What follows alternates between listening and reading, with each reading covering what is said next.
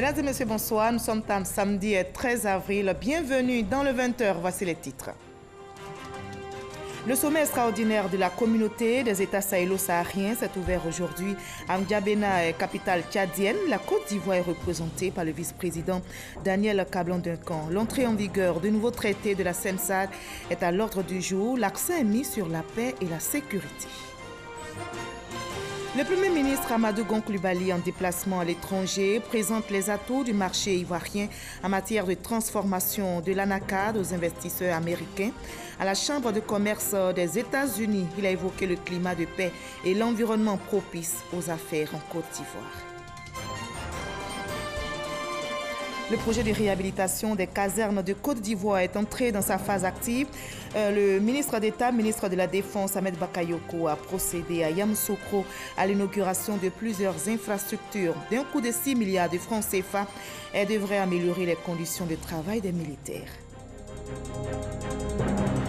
Enfin, au Soudan, le nouveau chef du conseil militaire, le général Abdel Fattah Bourhan, nouvel homme fort du pays, après une série d'engagements quelques heures après sa nomination, notamment la levée du couvre-feu et la libération de tous les manifestants arrêtés ces dernières semaines. Soyez la bienvenue sur RTI 1. Que dit le droit ivoirien sur la question des successions? Comment et quand léguer un héritage? Quels sont les conflits récurrents et comment les éviter surtout? Autant de questions que nous poserons à notre invitée de la page culture de ce samedi. Elle est la première femme agrégée de droit en Afrique, ancienne ministre de la Justice, première femme ivoirienne à postuler à une élection présidentielle. Elle est aujourd'hui membre du Conseil constitutionnel et de l'ASCAD.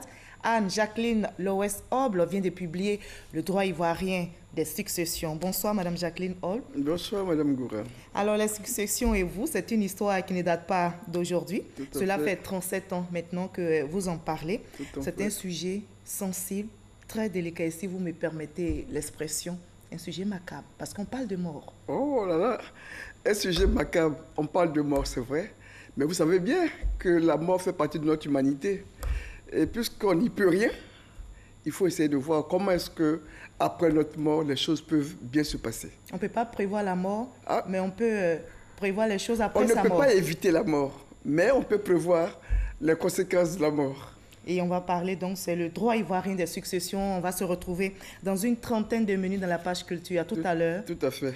Merci. Vous restez pour le moment avec nous. Nous allons partir pour N'Djamena, capitale tchadienne, où s'est ouvert ce samedi le sommet extraordinaire de la communauté des États sahélo-sahariens. La Côte d'Ivoire est représentée par le vice-président Daniel Kablan-Duncan. L'entrée en vigueur du nouveau traité de la SENSAD, adopté en 2013, est à l'ordre du jour. L'accent est mis sur la paix, la sécurité et le développement durable. Mama Traoré est notre envoyé spécial au Tchad. Terrorisme, criminalité transfrontalière, changement climatique, crise sociopolitique dans certains États membres. Face à toutes ces menaces, il est temps d'imprimer une nouvelle dynamique à la SENSAD, la communauté des États sahélo-sahariens. Surtout que les activités de l'institution connaissent un ralentissement depuis le sommet extraordinaire de 2013, sommet marqué par l'adoption du traité révisé de la SENSAD. Un traité censé redynamiser la SENSAD pour en faire un véritable instrument de développement communautaire. Cette impulsion nouvelle sera désormais portée par un secrétariat exécutif en lieu et place de l'actuel secrétariat général. Avec de telles ambitions, la SENSAD peut compter sur le soutien de l'Union africaine. La SENSAD a ici un rôle crucial à jouer. Je l'invite, comme d'autres communautés économiques régionales, à une forte mobilisation avec nous sur ces nouveaux chantiers de la paix. Face à la complexité, l'ampleur et la sensibilité des défis, l'urgence d'une solidarité bien conçue, méthodique et agissante, s'impose comme une nécessité qui ne saurait plus souffrir le report. Pour le président tchadien, président en exercice de la SENSAD, l'urgence des défis dans l'espace sahélo-saharien commande une relance des activités de l'organisation sous-régionale. Pour ce faire, Idriss Déby exhorte les États membres à s'acquitter de leurs arriérés de cotisation pour un meilleur fonctionnement de la SENSAD. Nous avons besoin d'une véritable mutualisation de nos moyens et de nos énergies dans un élan de solidarité et de complémentarité pour mieux affronter les graves défis communs de l'heure.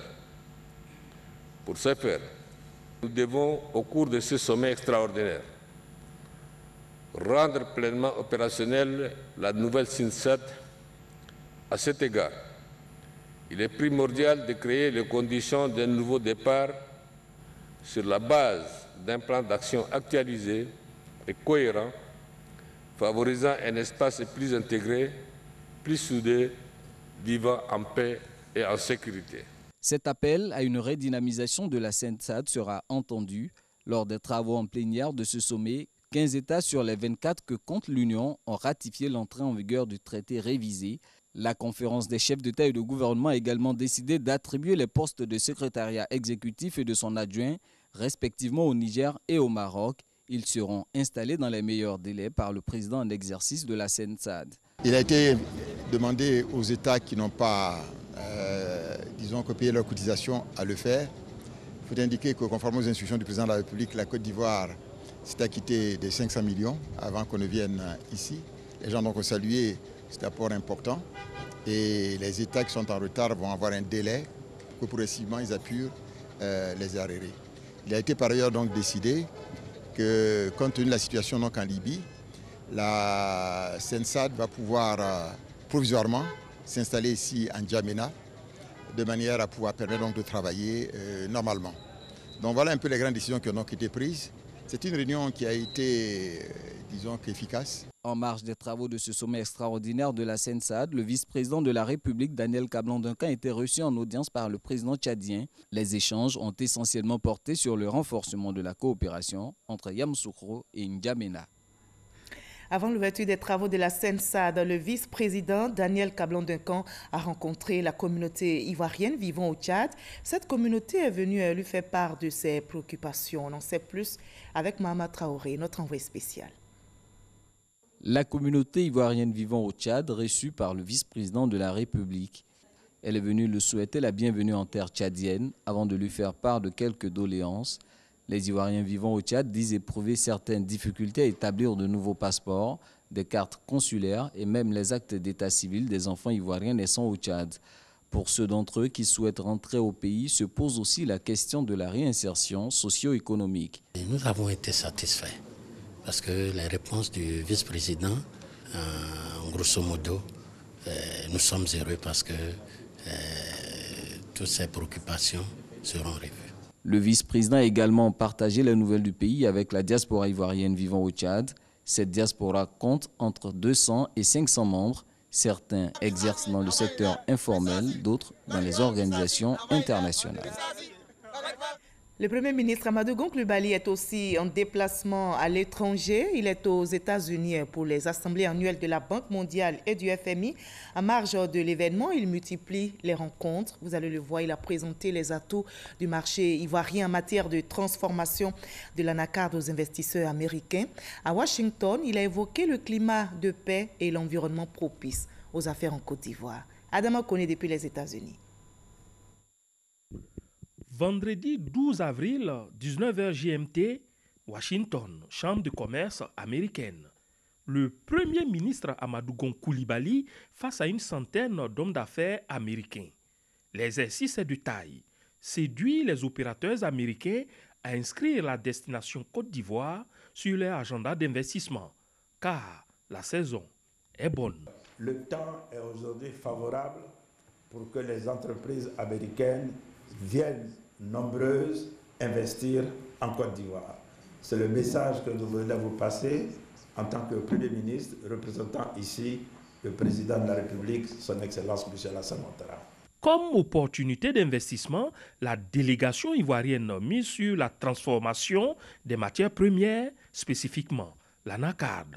Les arguments, elle en dispose et elle les livre. Les Américains sont le premier importateur d'amandes dans le monde et donc les deuxièmes pays consommateurs d'amandes. Il est extrêmement important que nous venons vers eux pour leur dire que la Côte d'Ivoire est le premier producteur mondial de noix de cajou et donc il faut qu'ils raccourcissent le circuit des amandes et donner donc de la traçabilité aux produits que le consommateur américain retrouve dans son assiette. Nous considérons qu'au lieu d'avoir une production de la noix de cajou ivoirienne qui part donc au Vietnam ou en Inde pour être transformée avant d'être envoyés aux États-Unis pour la transformation finale, qu'il vaut mieux que nous établissions donc un partenariat qui permette que des industries américaines viennent s'installer en Côte d'Ivoire, transforment avec des Ivoiriens la noix de cajou en Côte d'Ivoire et l'exportent vers le marché américain. À la sortie du huis clos après la séance d'ouverture, les investisseurs américains manifestent leur sensibilité à l'avantage comparatif que représente le marché ivoirien dans la sous-région. Mais pour moi, la Côte d'Ivoire aujourd'hui, le point le plus compétitif, c'est dans l'agrotransformation. Et la cajou, 40% de production mondiale, sortir sans transformation locale, c'est pas possible. Il faut absolument qu'on transforme là. C'est surtout ce secteur d'agrotransformation qui est attirant pour les Américains, c'est clair. Avec la présentation aussi, c'était super bien. C'était clair. Maintenant, c'est aux Américains de comprendre qu'il y a une opportunité en Côte d'Ivoire pour qu'ils viennent s'investir, surtout sur l'agro-business. Absolument séduit. Moi, ce que j'aimerais, c'est avoir plus d'opportunités pour investir encore plus en Côte d'Ivoire, et avoir le Premier ministre qui est là et qui nous a donné plus d'informations a été vraiment bénéficiel pour nous aux États-Unis. Mission accomplie pour le Premier ministre, Amadou Gon Coulibaly évalue cette table ronde. Nous pensons que cela a été compris et j'ai bon espoir que dans les mois à venir, donc, des opérateurs américains viennent en Côte d'Ivoire pour booster l'objectif de transformation de la noix de cajou tel que fixé par le président de la République. En marge des réunions de printemps du groupe de la Banque mondiale et du Fonds monétaire international FMI, cette offensive économique de la Côte d'Ivoire aura été un des points culminants du séjour du Premier ministre dans la capitale américaine, Washington. Retour en Côte d'Ivoire pour en savoir un peu plus sur le projet de réhabilitation des casernes. Le projet est entré dans sa phase active.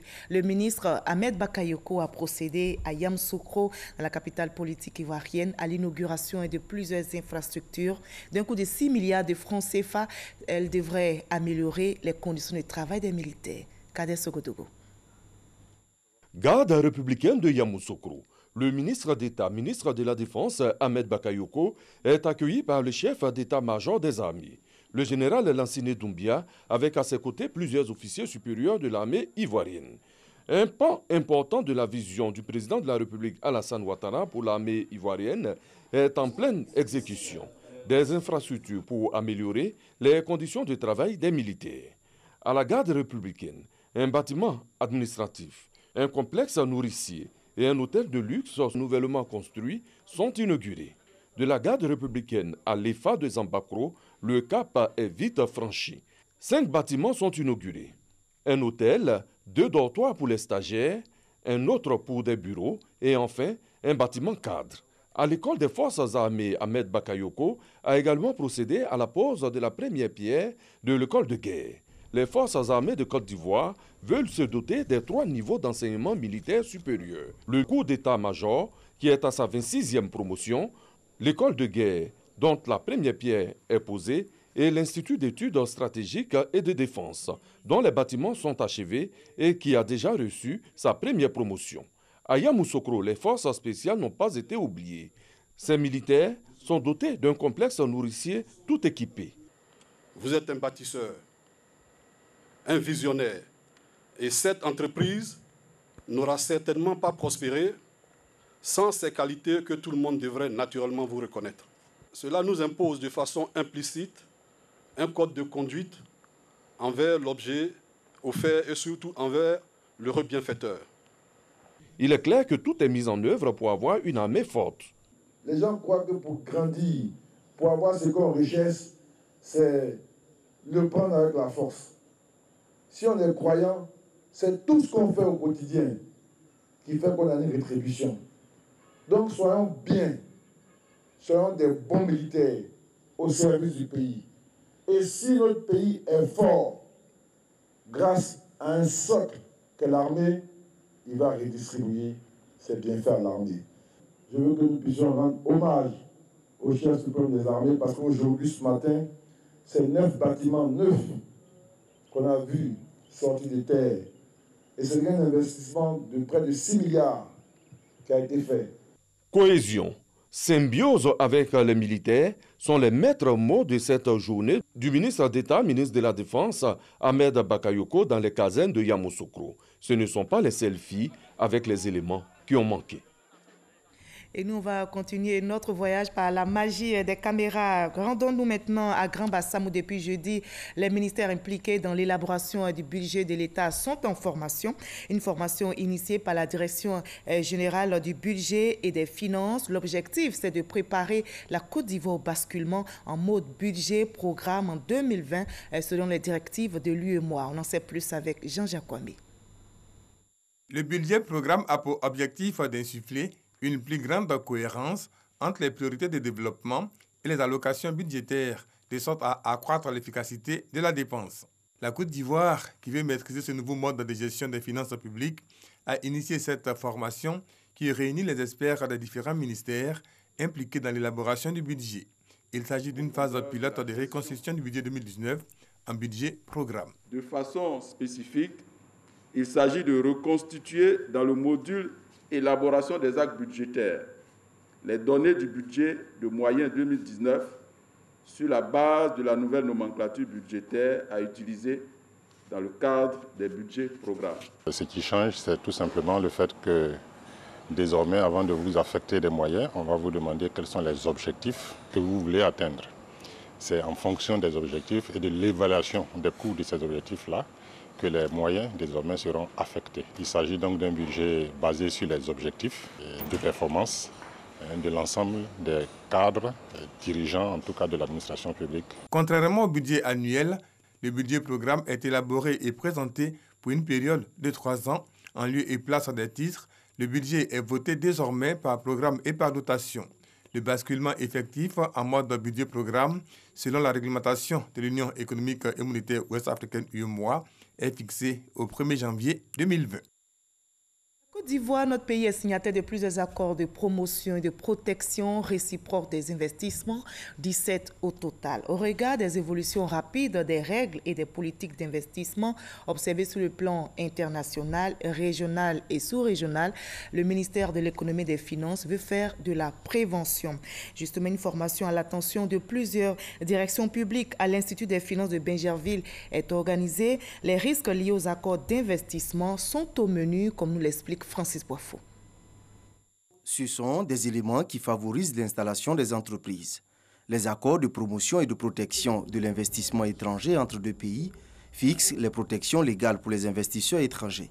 De 1962 à ce jour, la Côte d'Ivoire en a signé 17.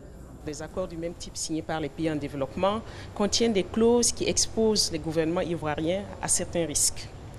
Parce que ces accords ont été signés à une époque et dans un contexte où la plupart des pays en développement ne réalisaient pas les enjeux et les impacts juridiques de ces accords-là. Quand vous prenez un engagement qu'un opérateur vient investir, si vous n'avez pas fait attention au cours des négociations pour prévenir un certain nombre de risques et qu'il y a un arbitrage qui est demandé et qui est tranché en faveur de l'opérateur, c'est des coûts pour le trésor public, pour l'État. Et c'est ce que nous voulons prévenir. Prévenir les risques éventuels liés aux traités internationaux que signe la Côte d'Ivoire pour booster son économie.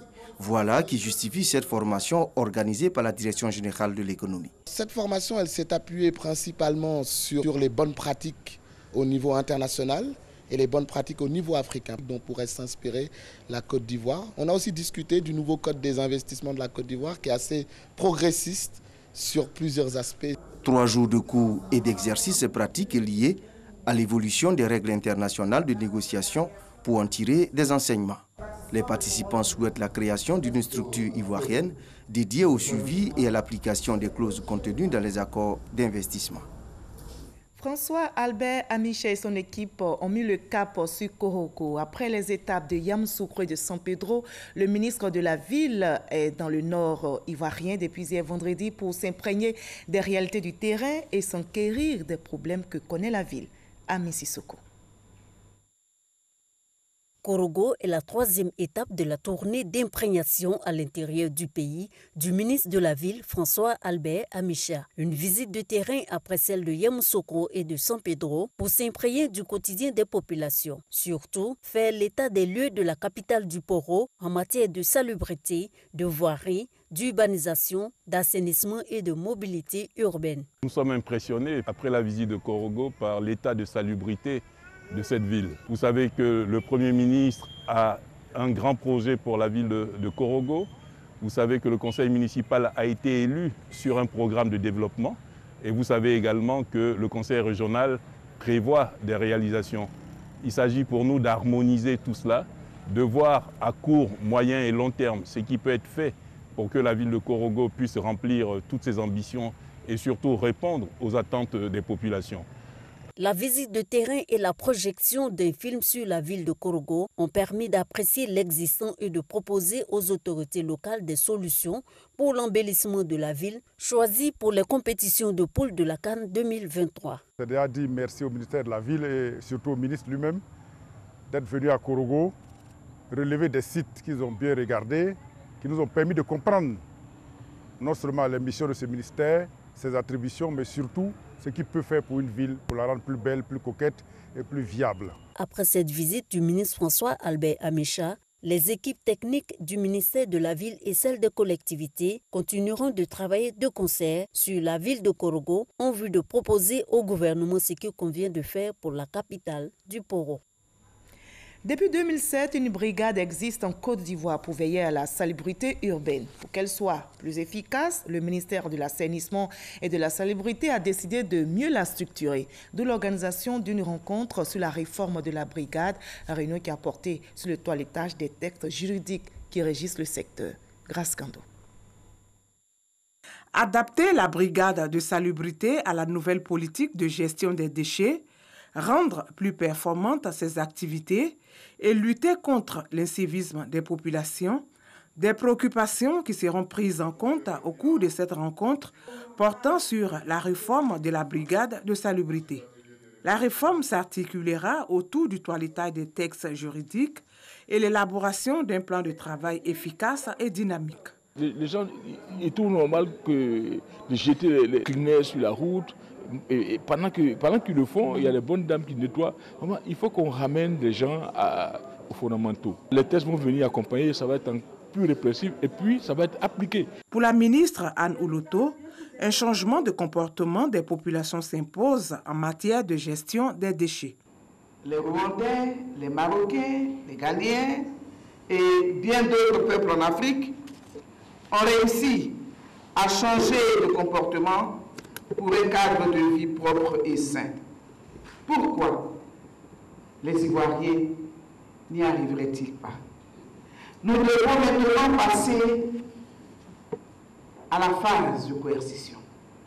La rencontre sera le lieu de proposer une plateforme de collaboration entre la brigade de salubrité et les autres entités de lutte contre la dégradation du cadre de vie.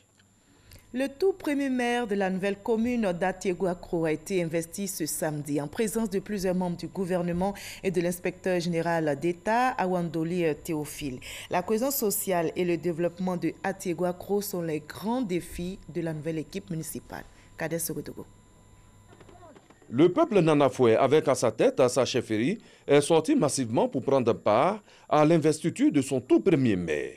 Un événement de grande portée qui vient reconforter ce peuple qui a soif de développement. À ce propos, Jérôme Kouakou, le maire investi, est bien au parfum de la mission qui l'attend. C'est ensemble que nous allons bâtir notre belle cité, là où il fait bon vivre, là où nos parents seront fiers de nous. Son parrain, le gouverneur du district de Yamoussoukro, en bon père, met le nouveau maire sur la voie à suivre. Cela fait 9 ans, depuis notre sortie de crise, que nous construisons parce que nous sommes unis. Continuons plutôt sur cette voie. Les membres du gouvernement présent avaient également des conseils à donner. Diriger les hommes, ce n'est pas facile. Jérôme, quel que soit ce que tu feras, tu seras insulté, tu seras critiqué, mais tu dois tout faire pour tenir bon. Chers parents, l'avenir de vos enfants L'avenir de Yamoussoukro et d'Ateguakro se trouve dans le RHDP, le parti du vrai rassemblement et du développement économique de la Côte d'Ivoire pour le bonheur des populations ivoiriennes. Le représentant du vice-président Daniel Kablan-Denkan, au patron de la cérémonie, montre également le chemin à suivre. Je vous félicite et vous demande d'inscrire vos actions dans la noble philosophie de l'oufouettisme, dans le RHDP, creuset d'unité, de rassemblement et de paix sous la haute autorité du président Alassane Ouattara, digne héritier du président Félix Houphouët-Boigny. Ateguakro aura un hôtel de ville dont la première pierre a été posée au cours de cette cérémonie. Érigé en commune le 3 mai 2018, Ateguakro a élu son tout premier maire, Jérôme Kwame, le 13 octobre 2018. Autre municipalité, celle de Bingerville, qui fait le point de ses 100 jours d'exercice. 500 millions de francs CFA ont été investis dans des projets. On peut noter une caserne de secours civil, la construction d'un nouveau bâtiment pour les services techniques, ainsi que la dotation de plusieurs établissements scolaires en table-banc. À Korogodougou, un quartier de Bingerville, un incendie avait ravagé 21 baraques le 14 février dernier. Pour prévenir ce type de situation, bientôt, la commune sera dotée d'un centre de secours d'urgence grâce au conseil municipal. Ce centre est bâti sur 1000 mètres carrés. Sa valeur, 150 millions de francs CFA. Quand il y a un incendie, on a besoin d'appeler les gens de Gorodi pour venir nous secourir. Donc quand il y a un à côté de nous, je suis très content pour ça. La municipalité a également permis à Korogodougou d'obtenir un pont. Bon, avec ces ponts, on a la facilité d'avoir accès chez nous à la maison. Les taxis passent maintenant pour aller prendre les malades. Et puis vraiment, tout le monde est heureux. L'école primaire publique de Gbagba Sud n'a pas été oubliée. Des salles de classe et la bibliothèque ont été réhabilitées. Les bâtiments étaient sales. Les tôles étaient rouillées. Je dis c'est bien. Mais s'il pleut, on peut bien travailler avec le MES et l'eau ne nous dérange pas. Ces réalisations font partie d'un ensemble d'actions exécutées en 100 jours de gestion par la nouvelle équipe municipale composée de 43 conseillers. Une jeune équipe dirigée par le député-maire Issouf Doumbia. Le conseil municipal, donc nous sommes des entrepreneurs. Nous avons décidé d'abord, entre nous, le conseil municipal, d'investir 500 millions. Avec cette jeune équipe dynamique, consciente, je pense que nous allons arriver plus loin. Les prochains défis, nous allons les réaliser très rapidement jusqu'à ce qu'on finisse notre mandat. Je pense que Bingerville va changer. Ces résultats présentés ont été jugés satisfaisants par le préfet d'Abidjan. Vincent Tobi invite l'équipe municipale à poursuivre ses actions pour contribuer davantage à la politique sociale prônée par le président de la République, Alassane Ouattara. L'une des bonnes nouvelles de cette rencontre, c'est le règlement définitif du conflit foncier qui opposait la mairie de Bingerville à une des mutuelles des agents de la RTI. Ces agents pourront, dans les meilleurs délais, entrer en possession de leur lot. Les remises de sans permis de conduire aux jeunes, ainsi que des engins roulants et de matériel de sécurité à la police municipale ont mis fin à cette présentation d'acquis. Reportage réalisé pour vous par Ouattara Amadou Walter.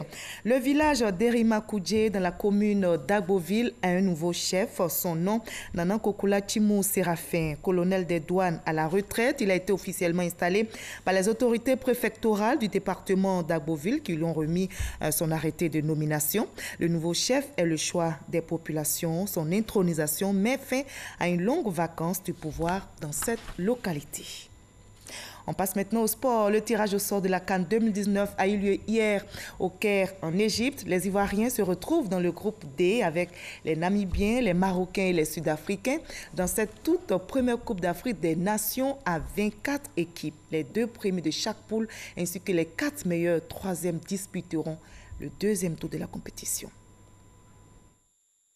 Maroc, Côte d'Ivoire, Afrique du Sud, Namibie. C'est le verdict du tirage au sort de la CAN 2019. Les éléphants retrouvent surtout une vieille connaissance, le Maroc de Hervé Renard. Logé au Caire, la Côte d'Ivoire disputera l'ensemble de ses matchs de poule au stade militaire Al-Salam d'une capacité de 30 000 places. Le 24 juin face au Bafana Bafana avant d'affronter le Maroc le 28 juin et la Namibie le 1er juillet. L'Égypte, le pays hôte, bénéficie d'un tirage clément dans la poule A avec la RD Congo, l'Ouganda et le Zimbabwe, quand le champion en titre, le Cameroun, se retrouve dans la poule F avec le Ghana, le Bénin et la Guinée-Bissau. À l'étranger, au Soudan, le nouveau chef du conseil militaire, le général Abdel Fattah Bourhan, nouvel homme fort du pays, vient de s'exprimer 24 heures après sa nomination. Il a pris une série d'engagements, notamment la levée du couvre-feu. Il a ordonné la libération des manifestants emprisonnés. Il a aussi assuré que la période de transition ne dépassera pas 2 ans et annoncé qu'un gouvernement civil serait formé après des consultations. L'UE Magic Tour, prévu dans 6 villes du pays, est initié donc pour prôner la solidarité, la démocratie, l'éducation, l'environnement et la justice. L'UE Magic Tour démarre ce dimanche 14 avril. L'Union européenne, UE, veut bâtir une nouvelle alliance avec l'Afrique dans une relation gagnant-gagnant. Une alliance basée sur la solidarité, l'éducation, la justice sociale, la bonne gouvernance et bien d'autres valeurs. C'est pour promouvoir ces valeurs que l'UE Magic Tour a été instauré. Premier round, un débat avec les jeunes pour échanger sur ces valeurs. On a parlé beaucoup de l'éducation, importance de l'éducation, comment on peut engager, comment on peut sensibiliser les gens, d'amener surtout aussi des filles à l'école. C'est important, mais on a aussi parlé de la paix, de la réconciliation, on a parlé de l'environnement, comment préserver ces beaux pays pour les générations futures. L'épineuse question de l'immigration clandestine est abordée. Le représentant de l'Union européenne en Côte d'Ivoire se dit favorable à une migration régulière. Il faut ne pas uniquement parler de la migration illégale. Il faut parler de la migration tout court. La grande partie de la migration, c'est une migration tout à fait naturelle qui existait depuis toujours. C'est la migration légale. Pour mieux porter ces valeurs, la musique est associée avec le groupe Magic System. Nous avons voulu commencer symboliquement par cette rencontre avec les jeunes. Que ce soit les jeunes d'Abidjan, de Daloa, de Bouaké ou d'Odjéné, tous ces jeunes ont les mêmes valeurs. Et c'est de ces valeurs-là que nous allons parler au cours de cette tournée. Il y aura un partage avec les populations à qui nous allons rendre visite. Mais il est important qu'au sortir de ces UE Magic Tour, on retienne quelque chose. L'UE Magic Tour va sillonner 6 villes du pays, dont Abidjan, la capitale économique. La tournée démarre ce dimanche à la place Inch'Allah à Koumassi avec de nombreux artistes. Reportage réalisé par Issa Tchonayewe. Nous sommes samedi, c'est l'heure de parler culture.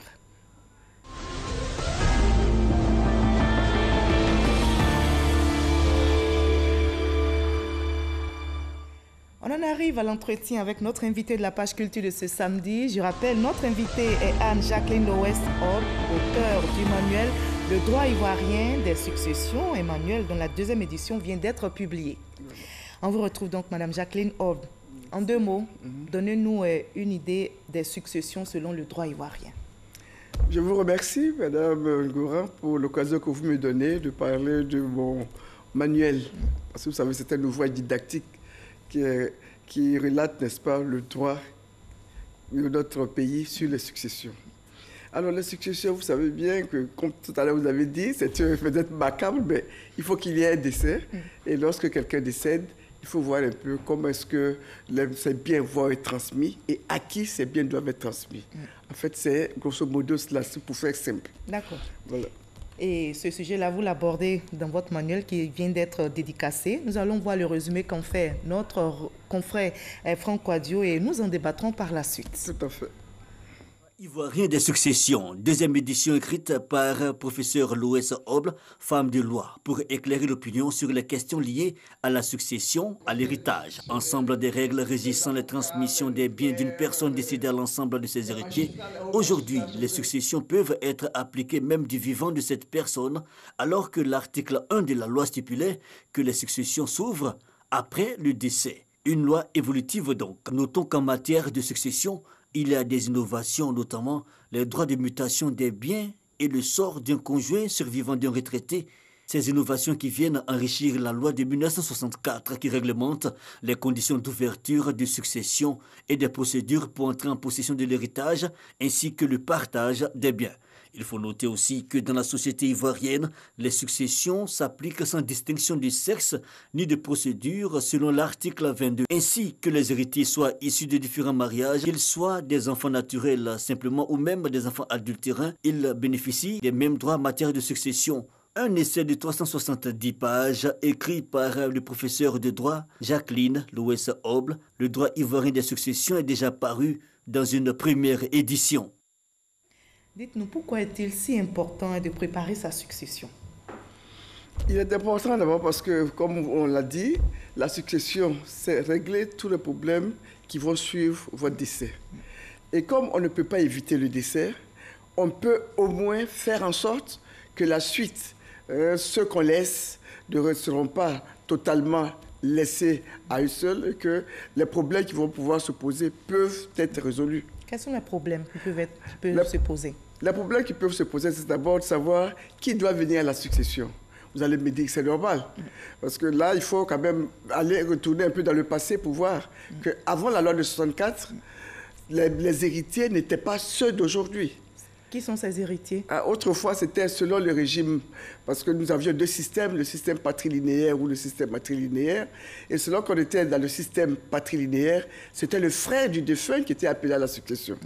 Et si on était dans le système matrilinéaire, c'était le neveu, fils de la sœur. Vous voyez bien que c'était ces personnes. Et puis en plus, dans la tradition, c'était la succession aux fonctions. On ne succédait pas seulement aux biens, mais avec toutes les responsabilités qu'assumait le défunt. C'est-à-dire qu'il s'occupe de la femme, des enfants. Des enfants, etc. Et vous avez vu que dans ce système, dans ces deux systèmes, le conjoint survivant n'était pas appelé à la succession, les enfants non plus. Mais ils n'étaient pas laissés pour compte. Ce n'est pas toujours le cas, parce qu'on a vu aussi des enfants qui n'étaient pas pris en compte, qui étaient délaissés par moment. Bon, ça, ce sont des cas exceptionnels. Mais sinon, dans la tradition même, les enfants étaient pris en compte par l'héritier, n'est-ce pas? Et le conjoint survivant, si c'est la veuve et qu'elle est encore jeune, on pouvait lui trouver un autre mari, et on parle de lévira. Et si c'est un homme, parce qu'il était apprécié par sa famille, sa belle famille, on pouvait lui trouver une autre épouse, on parlait de Sohora. Ça, c'est dans la tradition. Mais en 1964, le législateur a voulu changer les choses. Pourquoi ça a changé? Mais ça a changé parce que d'abord, tout le système, la politique législative a changé. On estimait qu'il fallait passer de la grande famille à la famille nucléaire. Il fallait passer de la propriété collective à la propriété individuelle. Et la conséquence, c'est que lorsque vous travaillez et que vous achetez des biens, votre souhait, c'est que ces biens soient transmis à vos enfants. Et donc, on est passé alors de la succession horizontale de frère à frère, d'oncle à neveu, à la succession verticale de père à fils. Justement, dans cette succession verticale de père en fils, est-ce qu'on prend en compte le côté traditionnel? Parce que vous êtes d'accord avec moi que dans la conception des sociétés traditionnelles ivoiriennes, on estime que cette loi de 1964 est une loi étrangère. Il faut toujours faire référence aux anciennes, à nos traditions. Oui, c'est vrai que la loi de 64 rompt avec la tradition. Parce que, comme je vous l'ai dit, c'est un choix qui a été fait par les autorités à cette époque-là. Parce que des difficultés ont été constatées, voilà, justement. Parce qu'on a constaté que les enfants étaient complètement, dans certains cas, étaient délaissés. On a dit, bon, quand même, si c'est un père... Souvent la veuve qui est dépouillée. La veuve qui est dépouillée. Mais aujourd'hui, la situation s'est améliorée, puisque en présence, n'est-ce pas, d'enfants, ils sont les seuls à hériter. Les pères et mères, les frères et sœurs, le conjoint suivant sont exclus. Mais le législateur a quand même fait ceci, que les enfants qui seront appelés à la succession n'auront que les 3/4 des biens laissés par le défunt. Donc il y a un quart dont que le défunt peut utiliser pour allotir certains parents, par exemple ses pères et mères s'ils lui survivent, ses frères et sœurs, son conjoint survivant. Il y a un problème parce que justement ce cas-là n'est pas souvent utilisé par le défunt. En principe, il doit pouvoir le faire soit par des donations, soit par testament. Mais s'il ne le fait pas du tout, bon, finalement, c'est la globalité de la succession qui va être transmise aux enfants. Et là, ça cause un problème. Alors, selon la loi de 64, les enfants héritent. Mais souvent, entre les héritiers eux-mêmes, il y a des conflits. Oui, il peut y avoir des conflits. D'abord parce que les héritiers peuvent être, n'est-ce pas, de différents lits, comme on dit. Il y a un père et peut-être plusieurs mères, où il y a des mariages successifs. Et tout cela qui fait des enfants adultérins. Ou bien il y a des enfants naturels simples, des enfants adultérins, des enfants adoptifs. Mais tout cela, la loi a tout réglé en disant que tous les enfants, dès lors qu'ils ont leur filiation légalement établie, ils ont les mêmes droits. C'est-à-dire qu'il n'y a plus de privilège de masculinité, ça ne sera plus que les hommes. Il n'y a pas de privilège de primogéniture, ça ne sera pas le plus âgé. Donc tous les enfants, filles et garçons, auront les mêmes droits. Auront les mêmes droits. Donc ont les mêmes droits. Ont les mêmes droits, ils héritent des mêmes biens également. Tout à fait. D'accord. Alors, comme j'ai dit, il y a souvent des conflits parce que les traditions sont encore pesantes, les pesantesses socio-culturelles qu'il ne faut pas ignorer. Dans ce cas, quand les enfants sont dépouillés de leurs biens, quelles sont les voies de recours? Mais les voies de recours, c'est qu'ils n'ont qu'à saisir le tribunal. Vous savez, lorsque vous avez la loi avec vous, la loi vous protège. Et à partir du moment où la loi a indiqué que les enfants constituent le premier ordre d'héritier, s'ils sont dépouillés, ils saisissent le tribunal et les choses vont être mises en ordre tout de suite. D'accord. Le problème, c'est que souvent, ils hésitent, ils n'y vont pas. Alors, s'ils ne vont pas devant le tribunal, là... S'ils sont mineurs et puis ils ont perdu leurs parents. Mais s'ils sont mineurs, s'ils ont perdu les deux parents, ils ont au moins un tuteur. Et ce tuteur-là doit pouvoir agir à leur place. D'accord. Nous allons voir ensemble un témoignage, celui d'une veuve qui a été dépouillée de ses biens suite au décès de son époux. On va regarder et puis vous allez répondre à sa préoccupation. Totalement. Mon mari et moi sommes mariés il y a 30 ans maintenant. Nous sommes mariés sous la communauté des biens. Et malheureusement, le Seigneur l'a rappelé auprès de lui.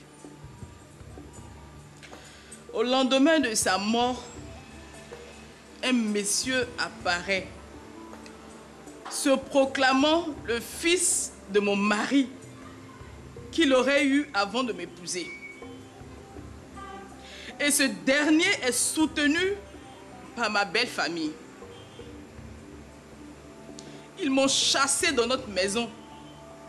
Ils m'ont chassé de l'entreprise où je travaillais avec mon mari.